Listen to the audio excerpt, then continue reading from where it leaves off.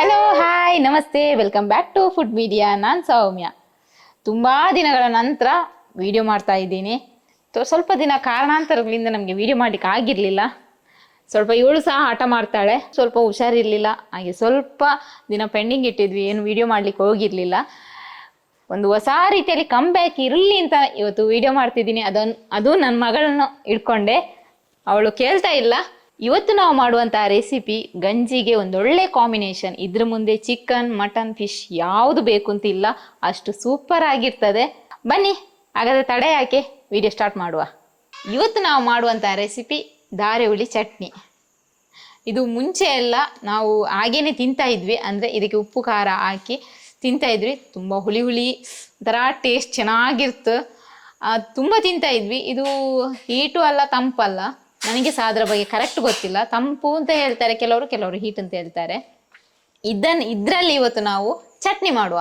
ಅದು ಸೂಪರ್ ಆಗಿರ್ತದೆ ಟೇಸ್ಟ್. ಅದು ಗಂಜಿ ಜೊತೆ ಊಟ ಮಾಡಿದ್ರೆ ಉಂಟಲ್ಲ, ತುಂಬ ತುಂಬ ಚೆನ್ನಾಗಿರ್ತದೆ. ಧಾರೆಹುಳಿ ಚಟ್ನಿ ಮಾಡಲಿಕ್ಕೆ ಏನೆಲ್ಲ ಸಾಮಗ್ರಿ ಬೇಕು ಅಂತ ನೋಡೋಣ ಬನ್ನಿ.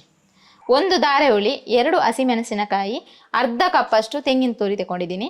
ಹಾಗೆ ಸ್ವಲ್ಪ ಉಪ್ಪು ರುಚಿಗೆ ಬೇಕಾದಷ್ಟು. ಇದಕ್ಕೆ ಜಾಸ್ತಿ ಸಾಮಗ್ರಿಯೂ ಬೇಕು ಅಂತ ಇಲ್ಲ, ಬರೀ 3 ಐಟಮ್ ಇದ್ದರೆ ಸಾಕು. ತೆಂಗಿನಕಾಯಿ, ಮೆಣಸು, ಧಾರೆಹುಳಿ.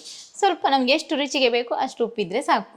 ಮೊದಲಿಗೆ ನಾವು ಇದನ್ನು ಕಟ್ ಮಾಡ್ಕೊಳ್ಳೋಣ. ಸ್ವಲ್ಪ ಸೈಡ್ ಇದ್ದು ಈ ಥರ ನಾರು ಥರ ಇರ್ತದಲ್ಲ, ಅದನ್ನು ತಗೊಳ್ಬೇಕು. ಹೀಗೆ ತೆಗೆದ್ರೆ ಸಾಕು.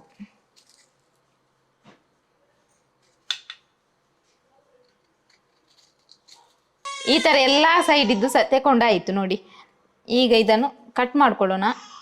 ನೋಡಿ, ಇದು ಸ್ಟಾರ್ ಥರ ಇರ್ತದೆ. ಇದೊಂದು ಇದರದ್ದು ಸ್ಪೆಷಲ್ ನೋಡಿ, ಸ್ಟಾರ್ ಥರ ಇರ್ತದೆ. ನಾವು ಸಣ್ಣದಿರುವಾಗ ಇದನ್ನು ಎಷ್ಟು ತಿಂದಿದ್ದೀವಿ ಅಂದರೆ, ಮನೆಯಲ್ಲಿ ಅಮ್ಮನ ಕೈಯಿಂದ ಪೆಟ್ಟು ಸಹ ತಿಂದಿದ್ದೀವಿ. ಅಷ್ಟು ತಿಂತಾ ಇದ್ವಿ. ಇದರಲ್ಲಿ ಬೀಜ ಇರ್ತದೆ, ಇದನ್ನು ತಗೊಳ್ಬೇಕು. ಇದು ಬೇಡ ನಮಗೆ. ಇದಕ್ಕೆ ಉಪ್ಪು ಹಾಕಿ ತಿನ್ನಬೇಕು. ನನಗೆ ಈಗ ಬಾಯಲ್ಲಿ ನೀರು ಬರ್ತಾ ಉಂಟು, ಅಷ್ಟು ಚೆನ್ನಾಗಿರ್ತದೆ. ಯಾರೆಲ್ಲ ಇದನ್ನು ತಿಂದಿದ್ದೀರಾ ನನಗೆ ಕಮೆಂಟ್ ಬಾಕ್ಸಲ್ಲಿ ತಿಳಿಸಿ. ನಮ್ಮ ಹತ್ತಿರದ ಮನೆಯಲ್ಲಿ, ಅವರ ಮನೆಯಲ್ಲಿ ಇತ್ತು, ತುಂಬ ಆಗ್ತಾಯಿತ್ತು. ನಾವು ಜಾಸ್ತಿ ಕೊಯ್ಕೊಂಡು ಬಂದು ಅಮ್ಮ ಚಟ್ನಿ ಮಾಡಿ ಎಲ್ಲ ಕೊಡ್ತಾಯಿದ್ರು ನಮಗೆ. ಚೆನ್ನಾಗಿತ್ತು, ಅಷ್ಟೇ ತಿಂತಾ ಸಹ ಇದ್ವಿ ನಾವು. ಇದನ್ನು ನಾವು ಸಣ್ಣದಿರುವಾಗ ತರಲಿಕ್ಕೆ ಹೋಗುವ, ನಾನು ಅಕ್ಕ ಹೋಗಿ ತರ್ತಾ ಇದ್ವಿ.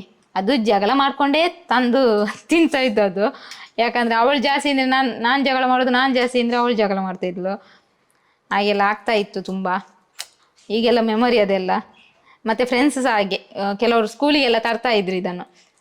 ಉಪ್ಪು ಖಾರ ಎಲ್ಲ ತಂದು ತಿಂತಾ ಇದ್ವಿ ನೋಡಿ. ಇಷ್ಟು ಸಾಕು ನಮಗೆ. ಇಷ್ಟು ಧಾರೆಹುಳಿ ಇದ್ದರೆ ಅರ್ಧ ಕಪ್ಪೇ ತೆಂಗಿನಕಾಯಿ ತಗೊಳ್ಬೇಕು ಅಂತಿಲ್ಲ, 1 ಕಪ್ ತಗೊಳ್ಬೋದು. 1 ಕಪ್ ತಗೊಳ್ಳಿ, ಫುಲ್ ಏನಾಗಲ್ಲ. ನಾನು ಯಾಕೆ ಅರ್ಧ ಕಪ್ ತಗೊಂಡಿದ್ದೀನಿ, ನಾವು 3 ಜನ ಇರುವುದು, ಅದಕ್ಕೋಸ್ಕರ ಸಾಕು ಅಂತ ಅರ್ಧ ಕಪ್ ತಗೊಂಡಿದ್ದೀನಿ. ಜಾಸ್ತಿ ಮಾಡೋದು, ಹಾಳು ಮಾಡೋದು ಬೇಡ, ಮತ್ತು ಫ್ರಿಜ್ಜಲ್ಲಿ ಇಟ್ಟು ತಿನ್ನಬಾರ್ದು. ಅದಕ್ಕೋಸ್ಕರ ಸ್ವಲ್ಪ ಮಾಡಿ ಅವತ್ತು ಸ್ವಲ್ಪ ಸ್ವಲ್ಪ ಮಾಡಿ ತಿನ್ನೋಣ ಅಂತ ಇದನ್ನು ಮಿಕ್ಸಿಗೆ ಹಾಕ್ಕೊಳ್ತಿದ್ದೀನಿ. ಹಾಗೆ ತೆಂಗಿನಕಾಯಿ ತುರಿ ಸಹ. ನನಗೆ ಸ್ವಲ್ಪ ಖಾರ ಜಾಸ್ತಿ, ಹಾಗೆ ನಾನು 2 ಹಸಿಮೆಣಸಿನಕಾಯಿ ಹಾಕ್ಕೊಳ್ತಿದ್ದೀನಿ. ನಿಮಗೆ ಖಾರ ಕಮ್ಮಿ ಅಂತ ಇದ್ದರೆ 1 ಸಹ ಸಾಕಿ. ರುಚಿಗೆ ಸ್ವಲ್ಪ ಕಲ್ಲುಪ್ಪು ತಗೊಂಡಿದ್ದೀನಿ. ಕಲ್ಲುಪ್ಪು ಇಲ್ಲ ಅಂತ ಇದ್ದರೆ ಹುಡಿ ಉಪ್ಪು ತಗೊಳ್ಳಿ. ನಾನು ಇದಕ್ಕೆ ನೀರು ಹಾಕ್ತಾ ಇಲ್ಲ, ಹಾಗೆಯೇ ರುಬ್ಬಿಕೊಳ್ತಿದ್ದೇನೆ. ರುಬ್ಬಿ ಆಯಿತು. ತುಂಬ ಸಣ್ಣ ಏನಾಗೋದು ಬೇಡ. ವಾವ್, ಸ್ಮೆಲ್ ಕೇಳುವಾಗಲೇ ಊಟ ಮಾಡೋಣ ಅಂತ ಅನಿಸ್ತಾ ಉಂಟು ನೋಡಿ. ನಾನು ಜಾಸ್ತಿಯಾಗಿ ತರಿಯಾಗಿ ರುಬ್ಬಿದ್ದೀನಿ. ಸ್ಮೆಲ್ ಕೇಳುವಾಗಲೇ ತಿನ್ನೋಣ ಅಂತ ಅನಿಸ್ತಾ ಉಂಟು. ಸ್ವಲ್ಪ ಟೇಸ್ಟ್ ನೋಡೇ ಬಿಡ್ತೀನಿ ನೋಡಿ. ಇಷ್ಟು ರುಬ್ಕೊಂಡಿದ್ದೀನಿ. ಜಾಸ್ತಿ ರುಬ್ಬಬೇಕು ಅಂತ ಏನಿಲ್ಲ. ಹೇಗಾಗಿದೆ ನೋಡಿ ಹೇಳ್ತೀನಿ. ನನಗೆ ತಡಿಲಿಕ್ಕೆ ಆಗ್ತಿಲ್ಲ, ಬಾಯಲ್ಲಿ ನೀರು ಬರ್ತುಂಟು. ನಮ್ಮ ಕ್ಯಾಮರಾಮ್ಯಾನ್ ಅವರಿಗೆ ಅಲ್ಲಿ ಬಾಯಲ್ಲಿ ನೀರು ಬರ್ತದೆ, ಯಾಕಂದ್ರೆ ಅವ್ರು ತುಂಬ ಫೇವ್ರೇಟ್ ಇದು. ಇದರೊಳಗೆ ಗಂಜಿ ಊಟ ಉಂಟಲ್ಲ, ನೀವು ಇಷ್ಟು ಮಾಡುವವರು ಇಷ್ಟು ಮಾಡ್ತೀರಾ, ಅಷ್ಟು ಚೆನ್ನಾಗುಂಟು. ಊಟ ಮಾಡ್ಬೇಕು ಈಗಲೇ, ಅಷ್ಟು ಚೆನ್ನಾಗುಂಟು.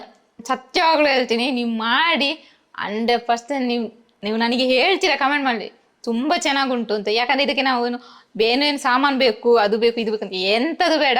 3 ಐಟಮ್ ಇದ್ದರೆ ಸಾಕು, ಇಮಿಡಿಯೇಟ್ ಬೇಗ ಮಾಡ್ಬೋದು. ಒಂದು ಮಿಕ್ಸ್ ಇದ್ದರೆ, ಇಲ್ಲದಿದ್ದರೆ ನಿಮ್ಮ ಜಜ್ಜುವ ಕಲ್ಲಿ ಉಂಟಲ್ಲ, ಅದರಲ್ಲಿ ಜಜ್ಜಿ ಸಹ ಮಾಡ್ಬೋದು. ಯಾಕಂದರೆ ಇದೇನು ತುಂಬ ನುಣ್ಣಗೆ ಆಗಬೇಕು ಅಂತ ಏನಿಲ್ಲ. ನಮ್ಮ ಹತ್ರ ಅಂಥ ಕಲ್ಲು ಇಲ್ಲ, ಅದರಿಂದ ಮಿಕ್ಸಿಯಲ್ಲಿ ಕಡಿತಿದ್ದೀವಿ. ಇಲ್ಲರೆ ಖಂಡಿತ ಜಜ್ಜಿ ಊಟ ಮಾಡ್ತಿದ್ವಿ, ಚೆನ್ನಾಗಾಗ್ತದೆ. ಒಮ್ಮೆ ನೀವು ಟ್ರೈ ಮಾಡಲೇಬೇಕು, ಮಾಡಿ 100% ನಿಮಗೆ ರಿಸಲ್ಟ್ ಕೊಡ್ತದೆ.